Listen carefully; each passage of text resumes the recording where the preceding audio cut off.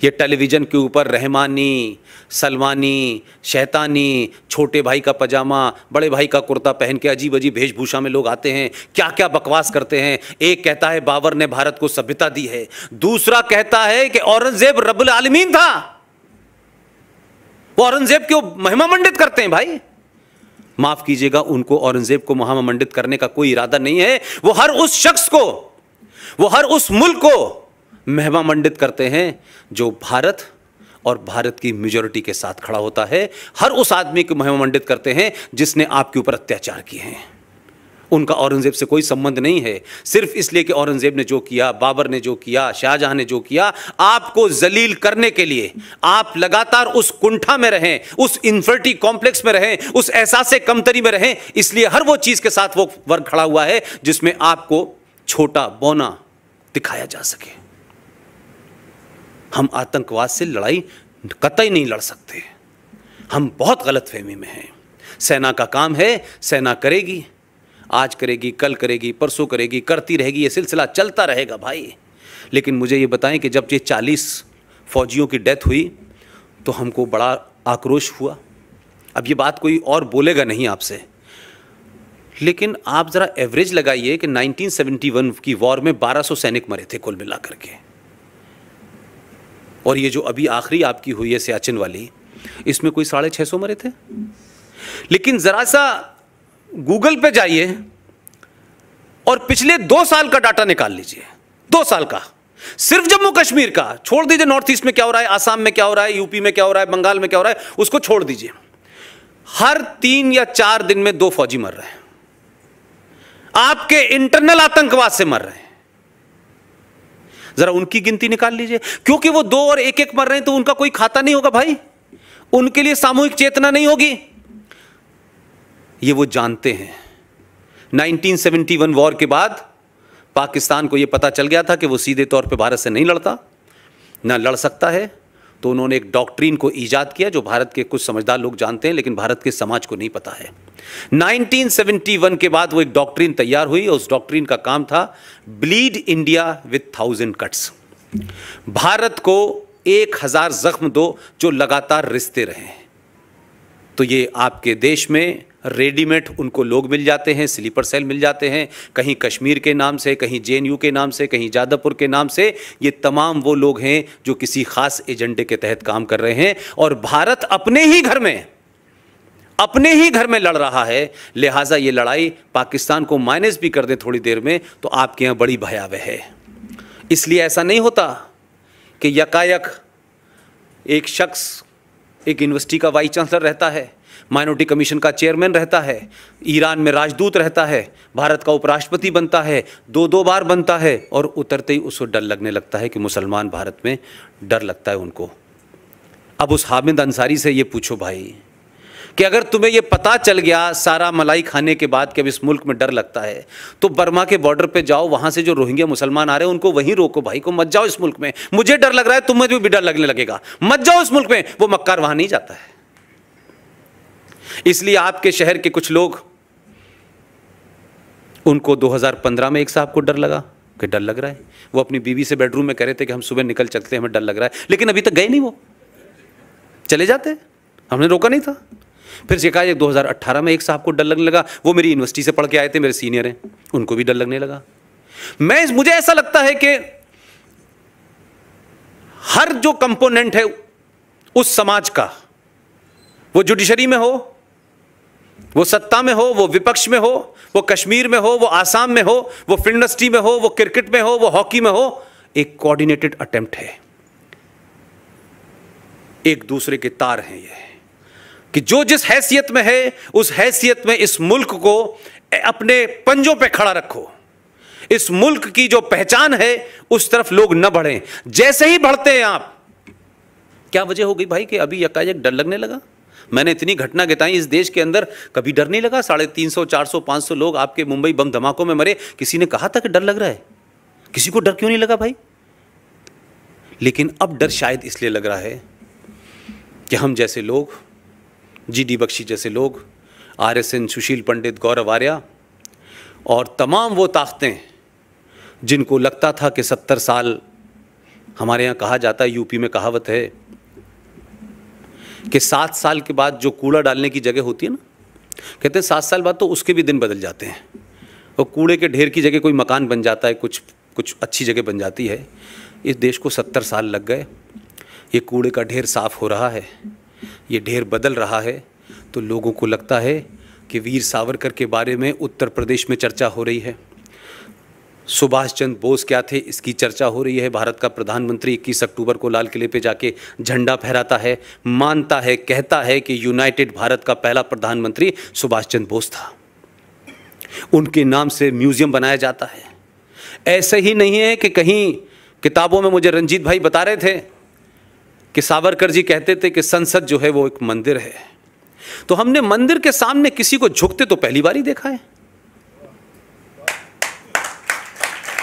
तो अगर ये मंदिर था और ये सावरकर साहब को समझ आ गया था, तो 70 साल बाद सावरकर का मानने वाला सीधे रूप में हो या घुमा करके हो, ये क्या वजह है कि आज ही का दिन चुना स्ट्राइक करने के लिए? मैं इसलिए कह रहा हूं कि सिर्फ 2 बातों को छोटी सी रेफरेंस के लिए कह रहा हूं। अगर किसी की अच्छी बात है तो उसको पूरी ताकत से सपोर्ट करना चाहिए, और किसी की बात गलत है तो पूरा चौड़ा सीना करके कहना चाहिए तुम झूठ और गलत बोल रहे हो। पहली पार्लियामेंट की स्पीच में, 1 घंटे की स्पीच में, कुछ बातों को शायद मैं बहुत तेजी से कनेक्ट इसलिए करता हूं कि मैं उसी समाज के बीच में पड़ा हुआ हूं। मुझे पता नहीं कि प्रधानमंत्री देश के जब अपना पहला संबोधन पार्लियामेंट में कर रहे थे तो उन्होंने क्या ऐसी बात कही थी कि कुछ लोगों को बड़ी तकलीफ हो गई थी। ऐसा रिएक्शन था उनमें मानो जैसे जिन्हें कई सारी चींटियों ने उनको काट लिया हो। अपने संबोधन में, सिर्फ लंबे संबोधन में, मुझे 2 ही बात अच्छी लगी। उन्होंने कहा कि 700 साढ़े 700 साल की गुलामी की वजह से हम अपनी पहचान भूल गए हैं। हमारा पुरुषार्थ 5000 साल पुराना है। कुछ लोगों को बड़ी तकलीफ हुई कि अरे 750 साल कैसे कह रहे हैं, हम तो गुलाम सिर्फ 250 साल थे। यानी वो जो आए थे वो हमारे मेहमान थे। बाबर से लेके जितने चचा आए थे हमारे, वो हमारे मेहमान थे। उनको लगा पहली बार इस आदमी ने उस जगह चोट की है जिसको इस देश के अंदर इतिहास में पढ़ाया जाता है। बाबर महान था, अकबर महान था, ये महान था, वो महान था, ये किया। उन्होंने कहा यार ये तो हमारे दौर की बात हो गई। तो हमारे आइकॉन के बारे में तो कह रहा है कि उन्होंने देश को गुलाम बनाया था। तो उनको सबसे पहले तकलीफ हुई। और पहली मन की बात में एक कहानी सुनाई थी। वो कहानी बहुत पुरानी है, मुझे नहीं लगता कि उसमें कोई नई बात है, लेकिन उस जहां वो बैठा हुआ है,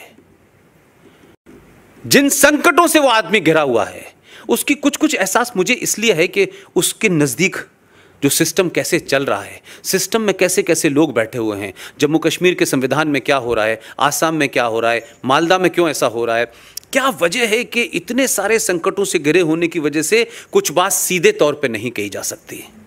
क्या वजह है कि वीर सावरकर की जयंती पे या उनकी पुण्यतिथि के ऊपर प्रधानमंत्री की एक तस्वीर आती है कि सावरकर को वो फूल चढ़ाते नजर आते हैं। किन लोगों को तकलीफ होती है कि सावरकर के ऊपर फूल क्यों चढ़ा रहा है ये आदमी? सावरकर को तो हमने दफन कर दिया था।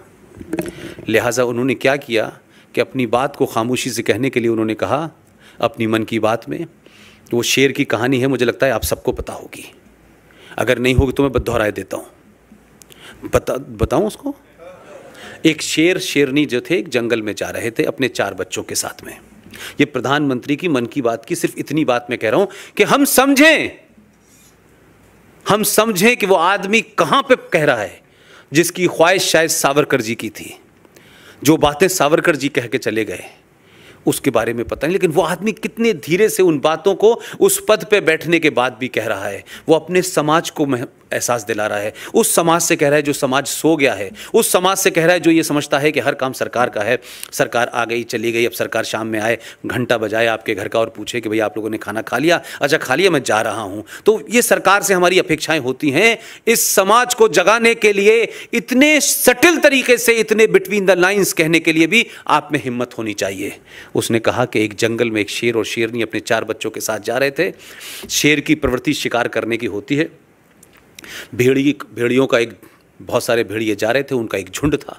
शेरनी और शेर को लगा के शिकार करना चाहिए। वो शिकार करने के लिए शेर और शेरनी दोनों दौड़े और शिकार करने के चक्कर में काफ़ी आगे चले गए। उसके 3-4 बच्चों में से 3 बच्चे तो भाग के वहाँ तक चले गए, एक बच्चा रह गया पीछे और शेर अपने आगे निकल गया और उसके साथ में 3 बच्चे थे, वो चले गए। जो बच्चा अकेला रह गया वो उन भेड़ियों के बीच में बेचारा मिल गया, क्योंकि वो पीछे दौड़ नहीं पाया और वो रहते रहते भेड़ियों के बीच में भेड़ियों जैसी भाषाएं कर बोलने लगा। वो समझने लगा कि मैं भी भेड़िया हूँ। लेकिन वक्त ये हुआ कि वो रहते रहते उसके अंदर उसके कैरेक्टर जो थे वो भेड़ियों जैसे उसके हो गए। और एक दिन शेर और शेरनी जब जंगल से जा रहे थे, वापस आए तो शेरनी ने अपने बच्चे को पहचान लिया, शक्ल से देख करके ये तो मेरा बच्चा है। उसके पास गई, उससे कहा कि तू शेर का बच्चा है। वो उससे लड़ने लगा, नहीं मैं शेर का बच्चा नहीं हूँ, मैं भेड़िया हूँ। बड़ा हिज्जत हुई, ये बिल्कुल वैसी हुज्जत है जैसे सेकुलरिज्म पे होती है। उसने बड़ा समझाया कि तुम शेर को, वो नहीं माना। उसके बाद शेरनी बड़ी परेशान थी कि कैसे मैं इसको बताऊं कि तू सेकुलर नहीं है। बड़ा समझाया उसने कि तू सेकुलर नहीं है भाई। खैर वो उसको एक जंग वहाँ ले गई कुएं के पास और उससे कहा कि मेरी शक्ल देख और अपनी शक्ल देख, हम दोनों एक ही से हैं। उसने देखा और जैसे उसके बच्चे के चेहरे पे ये आया कि उसको कुछ एहसास हुआ, शेरनी ने दहाड़ लगाई। तो वैसी वो शेर ज़ोर से, बच्चा जो था वो शेर दहाड़ लगाए और उसके बाद बोला कि नहीं मैं तेरा बच्चा हूँ, मैं शेर का बच्चा हूँ। तो हिंदुओं की स्थिति उस भेड़ वाले शेर की तरह हो गई है। इसकी ताकत से मानिए कि आप 5000 साल पुरानी सभ्यता के भाजक हैं। आप किसके, आपके पूर्वज कौन थे, वो कौन लोग थे, कुछ उसका भी गर्व करिए। ऐसा ही नहीं है कि 700 साल के दौर की वजह से आप इतनी हीन भावना के शिकार हो गए हैं कि अपने पुरुषार्थ को आप भूल गए हैं, अपनी पहचान को आप भूल गए हैं। और ये मत कहिए बार बार कि हमारे डीएनए में लिखा हुआ है। हमारे डीएनए का जो भी आइटम था वो उस आदर्श समाज के लिए था, जब समाज में मूल परंपराएं थी, कुछ कानून थे, कुछ रूल थे। इसलिए हमारा बिहेवियर था कि हम हथियार नहीं उठाते थे, हम तर्क से बात करते थे। लेकिन 5000 साल पुराने हथियार से आज के आतंकवाद से नहीं लड़ सकते आप। आज आपको उसी हथियार की ज़रूरत है जिस हथियार आपके सामने है। लिहाजा ये मत कहिए कि हम तो सदियों से ऐसे ही थे। वो जो आपका एक शेर है, हमारे यहाँ बड़े सारे लोग गाते हैं उस शेर को। वो कहते हैं कि सदियों रहा ज़माना और क्या क्या कहते हैं, हस्ती मिटती नहीं हमारी। मैं अभी नागपुर के भाषण में मैंने कहा भाई कि ये जो गलत फहमी है ना कि हमारी हस्ती मिटती नहीं, सदियों रहा ज़माना हमारा, मैंने कहा अफगानिस्तान में जाओ, वहाँ भी कभी हुआ करती थी तुम्हारी बस्ती।